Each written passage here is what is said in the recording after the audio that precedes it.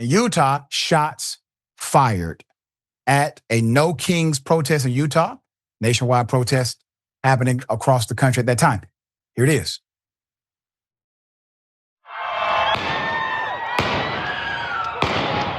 One person was critically injured after a shooting at the No Kings March in downtown Salt Lake City late Saturday.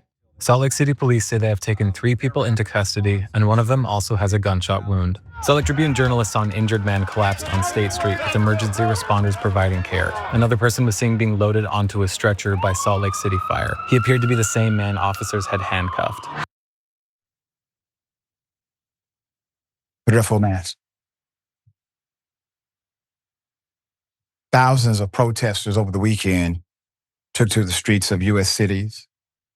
They took to U.S. towns. They coordinated what's called the No Kings events, billed as a national day of peaceful protest. It was the largest day of opposition to Trump since his return to office this year. According to a report from the Salt Lake Tribune, police believe the shooting involved 4 people, including a man who was shot himself. The shooting is currently under investigation. I will give you the background. A man who was believed to be part of a peacekeeping team for the No Kings protest in Salt Lake City shot a person who was brandishing a rifle at demonstrators, striking both the rifleman and a bystander, who later died at the hospital, according to the authorities on Sunday.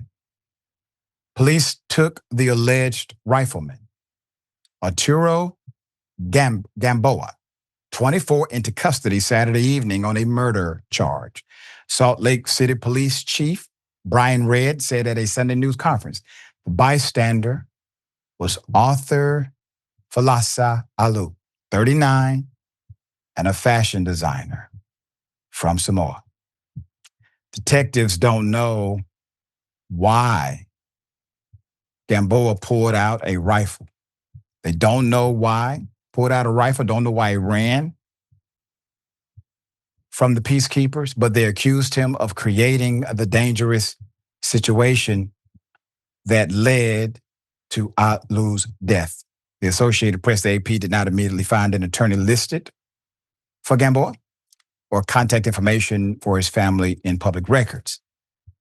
Red said the man believed to be part of the peacekeeping team, dressed in a neon green vest, fired 3 shots from a handgun at Gamboa. That is your perceived threat, inflicting a relatively minor injury but fatally shooting Alu.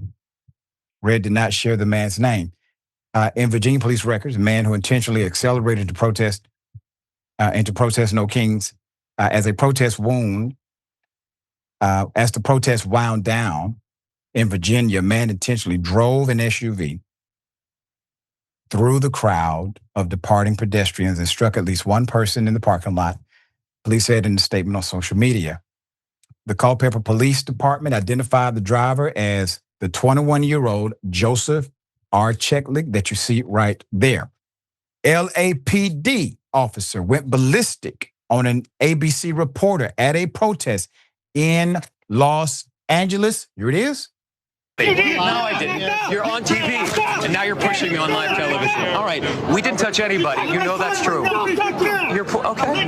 Thank you. I got it. So you can see, obviously, tensions are extremely high here. Yes, because you touched the officer.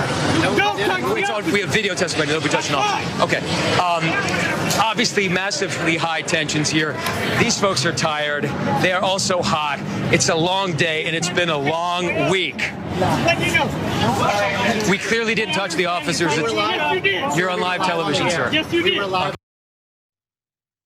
If an officer would have been inappropriately touched, I mean, my goodness, you all are.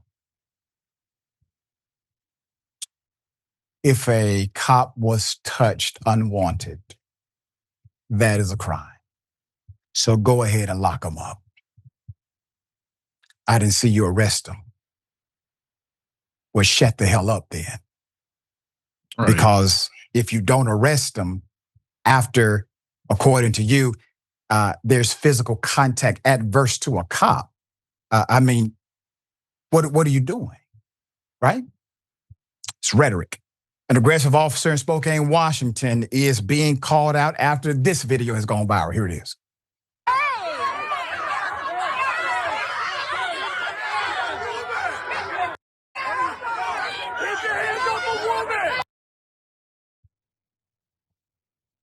Put it up.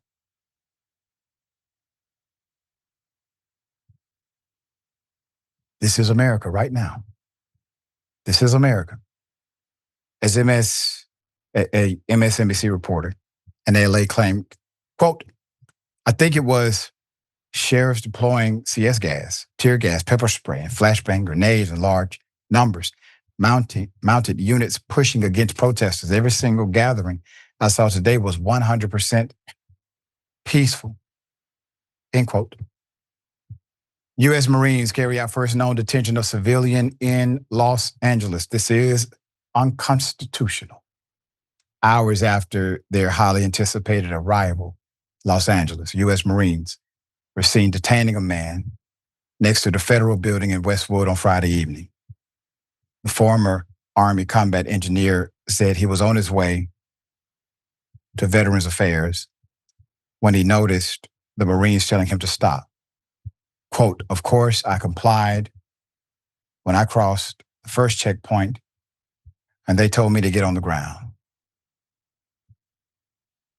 Meanwhile, a veteran responds to the scenes of soldiers' lack of enthusiasm. They had to participate in this weekend's Trump parade. Here it is. As someone who has had to be a participant of forced participation, I know malicious compliance when I see it. When I saw the images of that horrendous parade, my fellow veterans did me so proud, so proud. Marching off step, chef's kiss, because there have been times, the squeaky tank. Oh, love it. Yes. Malicious compliance. But there have been numerous times where I have been forced to participate. An example, Dick Cheney came to our base one year. They made 5 of us sit directly behind him. I mean, they went through a lot of work to rearrange us just so our little black faces would be right behind Dick Cheney. And on the 5 o'clock news, my face. Put it up. So, yes, the soldiers, they don't want to do this. This is not in the culture of Constitution. This is not in the culture of a democracy. It is not in the culture of checks and balances. It is not in the culture of the military. But Donald Trump, taking a playbook out of the era of Hitler, has now decided to do what all of us would have deemed to be insane just a few years ago. Imagine President Barack Obama supposing he wanted this. If he even said it, if he uttered it during an interview, it would have been lights out for his political career. Not because of Republicans, but because of Democrats. We would not have stood for it. All right, Jackson, thoughts here. Yeah, all I did really was read about the parade. I hadn't zeroed in that the tank was squeaky and stuff like that. Like, how enigmatic is that of the Trump administration as a whole and America right now?